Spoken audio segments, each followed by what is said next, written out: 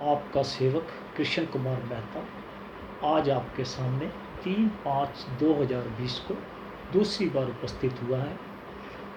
पहली बार 25/4/2020 को उपस्थित हुआ था, जबकि हमने कोविड-19 की सेफ्टी के बारे में विचार विमर्श किया था। आपने उसी वीडियो के बारे में कुछ सुझाव भेजे हैं, कुछ प्रश्न किए हैं और एक बच्ची ने अपने माता पिता के बारे में पूछा है। हम तीनों विषयों को आपका सेवक टच करेगा। फर्स्ट लेगा कि एक राजस्थान से किसी सज्जन ने पूछा है कि आपने इसका नाम आरोग्य लहर क्यों रखा। इस विषय में सेवक आपको बताना चाहता है कि सेवक ने एक 3.5 साल का डिप्लोमा कोर्स अखिल भारतीय प्राकृतिक चिकित्सा परिषद राजघाट दिल्ली से किया था। उसका व्यवहारिक ज्ञान भी अपनी जब बैंक से अधिकारी पद से रिटायरमेंट ली तो व्यवहारिक ज्ञान भी ले लिया। तो सेवक के मन में ये विचार आया था कि क्यों ना एक मैगजीन निकाली जाए। जून 2001 में सेवक ने the registrar of newspapers for India, information and broadcasting ministry, New Delhi, Bharat सरकार नई दिल्ली में एक सर्टिफिकेट के लिए आरोग्य लहर के नाम से एक मैगजीन पब्लिक न्यूज़पेपर के लिए अप्लाई किया और जून 2001 में ही टेम्परेरी सर्टिफिकेट सेवक को अपने नाम से प्राप्त हो गया था और नवंबर 2001 में परमानेंट सर्टिफिकेट भी सेवक को मिल गया था। नवंबर 2001 में ही सेवक ने आरोग्य लहर के नाम से एक कैंसर विशेषांक निकाला था, जिसको कि फ्री ऑफ कास्ट वितरित किया गया, जबकि उसकी कास्ट सेवक ने 20 रुपये रखी थी, लेकिन पहला एडिशन सबको फ्री में दिया। अपना रेलवे स्टेशन पर जो बुक स्टॉल थे वहाँ पे भी काफ़ी जगह पे भेजा, अपने बस स्टैंडों पर भेजा और भी काफ़ी एजेंसियों में भेजा। उस पर सेवक को काफ़ी सब्सक्रिप्शन भी आई थी आगे के लिए, लेकिन अनफॉर्चुनेटली सेवक ने 2 बच्चे जो कश्मीरी माइग्रेंट थे, कश्मीर से आए थे और यहाँ पे सेटल हुए थे दिल्ली में, लेकिन उनके पास रोज़गार नहीं था, थे बहुत पढ़े लिखे और इंटेलिजेंट।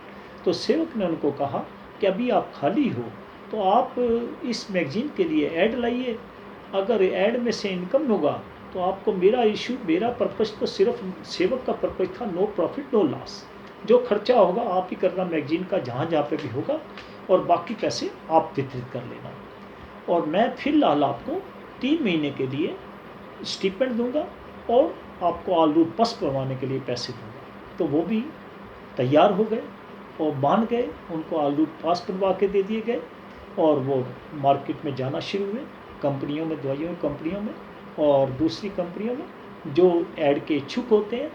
और सेवक ने उसकी कीमत भी ऐड की बहुत कम रखी थी, लेकिन अनफॉर्चुनेटली उन बच्चों को ऐड भी नहीं मिली। लेकिन फिर भी वो जो भी ऐड लाए, जिन्होंने भी दी, सेवक ने फ्री ऑफ कास्ट उनको उस एडिशन में छापा और इन बिटवीन उन बच्चों को अच्छी सर्विस मिल गई। सेवक को बहुत खुशी हुई। तो सेवक ने जितना फंड अपनी रिटायरमेंट फंड में से इस पर्पज़ के लिए रखा था वो ख़त्म हो गया, तो सेवक ने इस इशू को वहीं पे स्टॉप कर दिया। अब उसके बाद क्या हुआ कि सेवक और बहुत सारे प्रोजेक्ट करता रहा, गवर्नमेंट एजेंसियों के साथ भी किए, national commission of women, Delhi commission of women, Delhi police, home guard, Delhi civil defence, बहुत प्रोजेक्ट किए, एजुकेशन फॉर ऑल। लेकिन नेचुरोपैथी में सेवक ने फिर काफ़ी लेट 2009 में प्रैक्टिस शुरू की। फैमिली काउंसलिंग चलती रहती थी, लेकिन प्रैक्टिस जो शुरू की आश्रमों में, ये 2009 से सेवक ने शुरू की। अब काफ़ी आश्रमों में सेवक 5 या 7 दिन का कैंप लगाता है। इसी तरह से ओख में भी है, 600 साल पुराना काली माता का मंदिर है, JNK रियासी से आगे थोड़ा ऊपर जाके। इसी तरह हरिद्वार में, भिवानी में है, योगाश्रम है, सब और जगह जितनी भी हैं वहाँ के महाराज बहुत अच्छे हैं, मतलब, और स्थान भी बहुत पवित्र हैं। तो सेवक ने ये कार्य ऐसे शुरू किया था और इसीलिए जब सेवक ने अब आजकल देखा कि YouTube पे काफ़ी ऐसे प्रोग्राम आने लग गए हैं, तो सेवक के मन में भी आया कि क्यों ना, जिस वजह से सेवक ने ये इशू बंद किया था आज वो फ्री ऑफ कास्ट इस कार्य को कर सकता है। तो सेवक को बहुत प्रसन्नता हुई। सेवक ने पहली जो कोशिश की थी 25/4/2020 को कोविड की सेफ्टी के लिए क्या क्या टिप्स अपनानी चाहिए, क्या क्या व्यायाम करने चाहिए, प्राणायाम करने चाहिए, कौन कौन सी चीज़ें खानी चाहिए, ये आप सबको बताया था। और उसी के विषय में अब जो सुझाव आए थे, प्रश्न आपको जो आया था मैंने आपको बता दिया। अब सुझाव आए थे तो सुझाव ये आया था एक तो कि आपकी आवाज़ बहुत कम थी। देखिए लॉकडाउन का टाइम चल रहा है, सेवक को टेक्निकल नॉलेज इतनी नहीं थी। सेवक ने एक नॉर्मल वीडियो तैयार की थी और आपके सामने पेश कर दी, लेकिन जिन लोगों ने टीवी पे सुनी उन्होंने बताया कि आपकी आवाज़ टीवी पे बिल्कुल क्लियर थी। लेकिन मैं आपसे भी निवेदन करूंगा कि जिनको आवाज़ का नहीं पता लगा वो टीवी पे यूट्यूब चैनल पे आरोग्य लहर नाम से निकाल के जरूर सुने, तो उनको ये सारी सुनाई देगी जैसा कि मुझे बताया गया। दूसरा बच्ची ने एक तो ये सुझाव था, दूसरा था कि आपकी वीडियो बहुत लंबी थी, इसको थोड़ा छोटा करने की कोशिश कीजिए। सेवक आजकल टेक्निकल सपोर्ट नहीं है, जैसे लॉकडाउन खुलेगा नेक्स्ट जो वीडियो आएगी वो टेक्निकल सपोर्ट के साथ छोटी करने की कोशिश करूँगा। बहुत और आप सबका बहुत बहुत धन्यवाद। अब उस बच्ची का जो कि ओख से बच्ची ने पूछा है कि उसके माता पिता को शुगर है, तो वो आपने जो बताया है कि ये शहद रात को सूंघने के लिए कि उनके लंग्स भी थोड़े इन्फेक्टेड हैं, तो वो कैसे करें कि शहद से तो शुगर में दे नहीं सकते। तो बेटा आपने बिल्कुल सही पूछा है। आप ये स्वदेशी फार्मेसी का एक नीम शहद आता है, आप वो यूज़ कर सकते हो। लेकिन आज 2 दिन से मैं देख रहा था कि हमारी स्ट्रीट में टमाटर वाले आते हैं, देसी टमाटर बहुत अच्छे अच्छे मैंने देखे। तो मैं, आप तो गांव में हैं, तो मैं आप सबसे भी जो भी इस वीडियो को सुन रहे हैं और जिनको भी शुगर है, जिनके माता पिता को, जिनके भाई बंधुओं को या जिनको अपने आप को, वो आजकल देसी टमाटर लेके रख लें और सुबह सुबह जितने खा सकते हैं 3 4 5 काटें, दोनों तरफ से साफ़ करके काटें और उसके ऊपर काली मिर्च लगाकर खाएं। तो आप ये देखना कि धीरे धीरे आपके अंदर एनर्जी, आपका इम्यून सिस्टम स्ट्रांग होना शुरू हो जाएगा, शुगर आपकी जाती रहेगी। और सेवक विश्वास के साथ कह रहा है, गंगा भैया के विश्वास के साथ कह रहा है कि गंगा भैया आपकी शुगर को बिल्कुल जड़ से ख़त्म कर देगी। लेकिन सेवक का आपसे प्रार्थना है कि हाथ जोड़कर प्रार्थना है कि आप दवाई अपने आप मत छोड़ना कि आप टेस्ट कराओ, कहोगे शुगर मेरी बहुत ठीक आ रही है तो मैं दवाई छोड़ दूँ, बिल्कुल नहीं ऐसा करना। आपने दवाई सिर्फ अपने फिजिशियन जो आपका डॉक्टर लोकल है, जिसके पास आपके माता पिता भाई बंधु या आप जाते हैं, उनसे कंसल्ट जरूर करते रहें और हर 15 दिन में अपनी शुगर टेस्ट कराएं। अगर आपकी शुगर लेवल कम होता जाएगा तो आपका फिजिशियन भी आपकी मेडिसिन की जो ग्रेविटी है वो कम करता जाएगा। अगर आप 1000 मिलीग्राम की खा रहे हैं 500 कर देगा, 500 खा रहे हैं तो और कोई लाइट मेडिसिन देगा आपको। तो इस तरह से वो अपने आप ही आपकी मेडिसिन छुड़ा देंगे। लेकिन आपने प्रिकॉशन पूरा लेना है, परहेज आपने करते रहने हैं, एक्सरसाइज जो आपको बताई हैं वो करनी है। और एक योगा थेरेपी में एक अर्ध मस्तेंद्रासन नाम का आसन है, आपने वो करना दोनों साइड, लेफ्ट भी और राइट भी।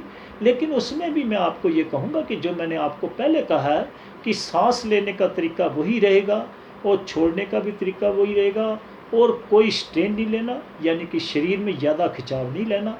लेकिन मैं व्यवहारिक तौर पे, प्रैक्टिकल तौर पे आपको ये आसन करके अगली वीडियो में ज़रूर बताऊंगा। और साथ ही आपको ये बताएंगे कि प्राकृतिक चिकित्सा में हम जिन 5 तत्वों से बने हैं उन्हीं 5 तत्वों से अपना इलाज कैसे कर सकते हैं।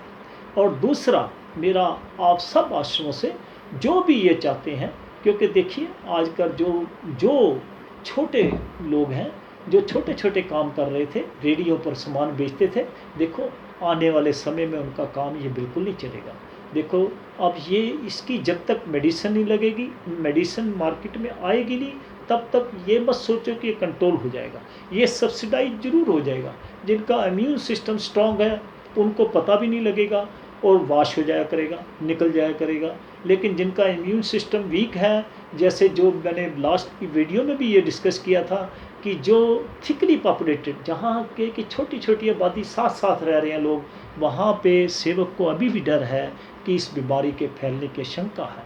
क्योंकि गरीबी में, लोअर मिडिल क्लास में जो लोग छोटी छोटी जगहों पर रह रहे हैं, बिल्कुल मकान के दरवाजे साथ साथ हैं और उनको घर में डिस्टेंस आपस में नहीं रख सकते, एक एक कमरे में रह रहे हैं, उनके लिए अभी भी समय बहुत भारी है।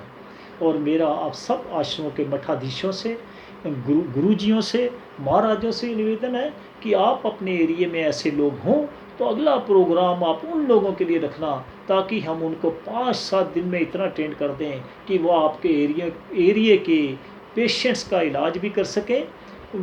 वो इलाज बिल्कुल कोई मुश्किल नहीं होगा। आपकी सुपरविजन में उनको ट्रेनिंग दी जाएगी और आप देखेंगे कि वो बिल्कुल फुली ट्रेंड होंगे और ऐसी बीमारियां ठीक कर देंगे, और जिसमें कि कोई साइड इफ़ेक्ट नहीं होगा। वो बीमारियां 5 तत्वों से ही ठीक करवाएंगे उनके द्वारा, आपके सामने, आपकी मध्यस्थता में, आपकी सुपरविजन में। तो आप देखेंगे जब वो ट्रेंड हो जाएं तो उनको थोड़ा थोड़ा प्रतिशत प्रति एक फीस फिक्स कर देना कि जो भी आपके पास पेशेंट आए तो उनको 100 रुपये प्रति पेशेंट दिलाना, और देखना आपके उस एरिया के लोग भी स्वस्थ हो जाएंगे और वो लोग भी जो है उनको अपनी बेरोजगारी महसूस नहीं होगी। जैसे वो रेडी लगा कर कमाते थे, वो एक अच्छा रोजगार करके कमाएंगे।